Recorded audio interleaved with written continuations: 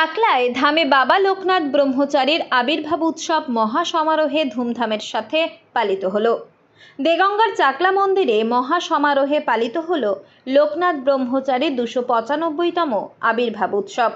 জন্মাষ্টমী তিথিতে প্রতি বছরের মতো এবছরও 14 থেকে 16 আগস্ট পর্যন্ত 3 দিন ব্যাপী এই উৎসব পালিত হলো। রাজ্যের বিভিন্ন প্রান্ত থেকে লক্ষ লক্ষ ভক্ত চাকলায় এসে লোকনাথ বাবার মাথায় জল ঢালেন। এতে পূর্ণ হয় মনোবাসনা। পুণ্যার্থীরা গঙ্গার বিভিন্ন ঘাট থেকে বাঁকে জল এনে মন্দিরে অর্পণ করেন। চাকলা মন্দির ও প্রশাসনের যৌথ উদ্যোগে কড়া নিরাপত্তা ব্যবস্থার আয়োজন করা হয়।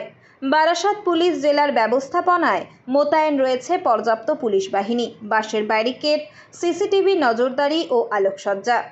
এছাড়াও রয়েছে স্বেচ্ছাসেবক দল, স্বাস্থ্য পরিষেবা ও দমকলের বিশেষ ইউনিট।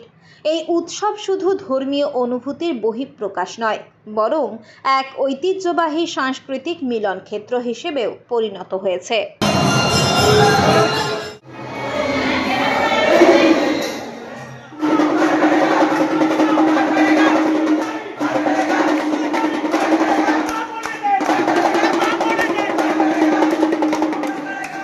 মানুষ কেমন কি সবার সামনে বলা যায়? ঠাকুরকে কতক্ষণ ধরে লাইনে সরবনগর থেকে কতক্ষণ ধরে লাইন দাঁড়িয়েছিল? প্রায় 2 ঘন্টা। কি বলবেন?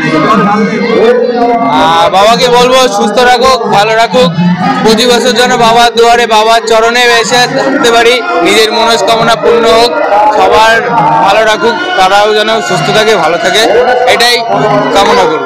মাননীয় মুখ্যমন্ত্রী এগুলো তৈরি করেছেন, আরো তৈরি করার পরিকল্পনা আছে এখানে। এই যে দেখছেন না, সমস্ত জিনিসের মুখ্যমন্ত্রীর তৈরি করা, তার পরিকল্পনা। আর তিনি আজকে বলেছেন যে আজকে থাকতে হবে, উপস্থিত থাকতে হবে আমাদের জন্মাষ্টমী। এই যে কমিটি ট্রাস্টি নবদা রয়েছে, স্বপনদা রয়েছে, এরা সবাই আমাদের লোক।